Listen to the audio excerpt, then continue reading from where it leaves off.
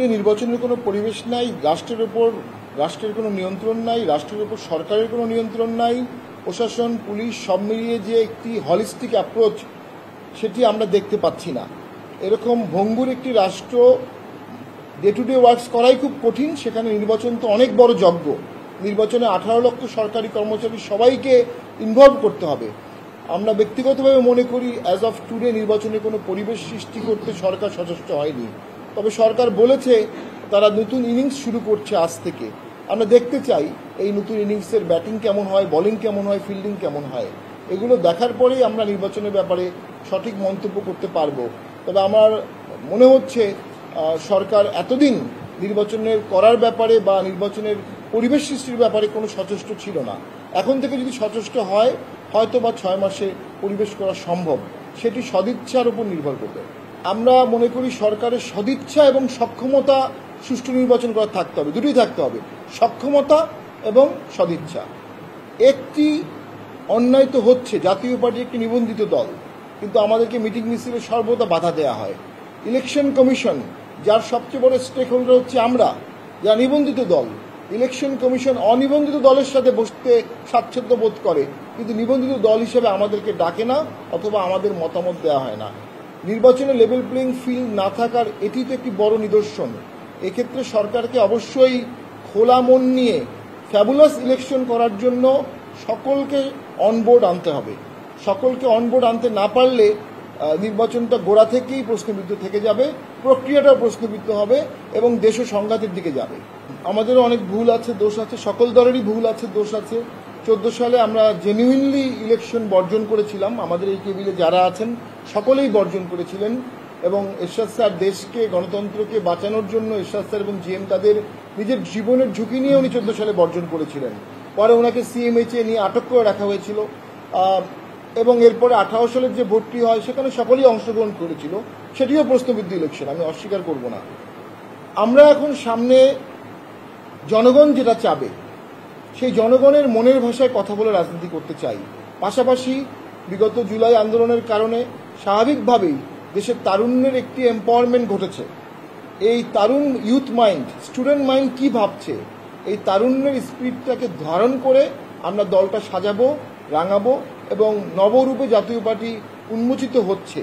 এই নবরূপে উন্মোচিত হয়ে জাতীয় পার্টি নতুন বাংলাদেশ গড়ার জন্য পদক্ষেপ নিচ্ছে এবং আমার দৃঢ় বিশ্বাস আমরা একটা শক্তিশালী দলে পরিণত হব। আমরা তো প্রথম দল হিসাবে আমাদের চেয়ারম্যান 3রা জুলাই সংসদে দাঁড়ায় কথা বলতে এবং এই আন্দোলন তো আমরা সমর্থন করি। এই আন্দোলনে সংসদে একজন মাত্র এই আন্দোলনের পক্ষে জোরালো ভাষায় কথা বলেছিলেন, সেটি আমাদের চেয়ারম্যান জিএম কাদের। 3রা জুলাই এবং আমাদের পার্টিতে 24শে জুলাই একটা মিটিং হয়েছিল, সেখানে আমরা সবাই উপস্থিত ছিলাম। সকলে এক বাক্যে বলেছিলাম সরকার যেটি করছে এটা text book example of genocide. যে কোনো মূল্যে ছাত্র হত্যা বন্ধ করতে হবে, পুলিশকে সহিংসতা বন্ধ করতে হবে। আমরা অনেক ঝুঁকি নিয়ে এই আন্দোলনের পক্ষে ছিলাম। আমাদের ছেলেমেয়েরা রাস্তায় ছিল, রংপুরে, সাভারে, মোহাম্মদপুরে, বিভিন্ন জায়গায়, ঢাকায় আমাদের লোকজন মামলার শিকার হয়েছে, অ্যারেস্ট ছিল আমাদের ছেলেপেলে। কিন্তু আমরা দেখলাম আন্দোলনের পরে অনেকাংশেই আন্দোলনের কেকটা একটা ক্ষুদ্র অংশ দখল করার বা কন্ট্রোলে রাখার চেষ্টা করে জাতীয় পার্টিকে বাদ দেওয়ার চেষ্টা করেছে। জাতীয় পার্টি একটি নিবন্ধিত দল, এটি গণতান্ত্রিক দল। যদি দেশে গণতান্ত্রিক প্রক্রিয়া থাকে তাহলে জাতীয় পার্টিকে সেই প্রক্রিয়া রাখতে হবে, থাকতে হবে। আমরা যেটা মনে করছি যে আমরা নির্বাচন কমিশনের যে বিভিন্ন মিটিংগুলো হয় সেখানে আমরা ফর্মালি কোনো দাওয়াত পাইনি। তবে আমরা আমাদের নেতৃবৃন্দ মাঝে মধ্যেই নির্বাচন কমিশনে গিয়ে তাদের পরামর্শ দিয়ে আসেন। আমাদের দলীয় কার্যক্রম, নিবন্ধন বা অন্যান্য যে বিষয়গুলো আছে এগুলো আমরা ইলেকশন কমিশনের সাথে করছি। আমরা মনে করি নির্বাচন কমিশন যদি শপথ নিয়ে থাকে সংবিধানের আলোকে, তাদের নিবন্ধিত দল হিসাবে জাতীয় পার্টিকে ডাকা উচিত। ডাকলে জাতীয় পার্টির নির্বাচন কমিশনকে সহযোগিতা করতে প্রস্তুত আছে। আমরা মনে করি যেটি এখনো দেশে যদি ল অ্যান্ড অর্ডার ঠিক না থাকে, আইনের শাসন ঠিক না থাকে, পুলিশ যদি সঠিকভাবে কাজ না করে, সেই নির্বাচনে যাওয়া আর হাত পা বেঁধে পুকুরে লাফ দেওয়ার মধ্যে কোনো পার্থক্য নাই। আমরা আগে রাষ্ট্র দেখতে চাই, আগে সরকার দেখতে চাই। একটা নির্বাচনের সময় যে শক্তিশালী সরকার প্রয়োজন, উদার সরকার প্রয়োজন, লেভেল প্লেইং ফিল্ডের নিউট্রাল সরকার প্রয়োজন, সেই সরকারের দিকে যদি বর্তমান সরকার যায় তাহলে আমরা অবশ্যই নির্বাচনের ব্যাপারে চিন্তা ভাবনা করব। জাতীয় পার্টি নির্বাচনে সবসময় অংশগ্রহণ করতে আগ্রহী। তো আমরা মনে করি যে এটি গভীর ষড়যন্ত্রের একটি অংশ। জিএম কাদের দেশের পক্ষে কথা বলছেন, জিএম কাদের গণতন্ত্রের পক্ষে কথা বলছেন, জিএম কাদের সরকারের গঠনমূলক সমালোচনা করে সরকারকে সহযোগিতা করছেন। কিন্তু যেই সরকারে থাকে তারাই এই সমালোচনাটা সহ্য করতে পারে না, আমরা দুঃখের সাথে দেখেছি। এবং বিগত সময়ে জিএম কাদেরকে 7 মাস না 6 মাস ইনজাংশন দিয়ে তার মুখ বন্ধ রাখা হয়েছিল। এ আমলেও তাকে ইনজাংশন দেওয়া হলো।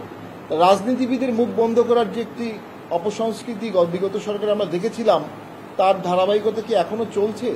এই অন্যায় তো গ্রহণযোগ্য না। আমরা মনে করি এই বিষয়ে সরকারের বাক স্বাধীনতা হরণ হচ্ছে, এই বিষয়ে সরকারেরও সচেষ্ট হওয়া উচিত যেন এই ধরনের কোনো কালিমা সরকারের গায়ে না লাগে, যে সরকার মুখ বন্ধ করে দেওয়ার চেষ্টা করছে, বাক স্বাধীনতা রুদ্ধ করার চেষ্টা করছে।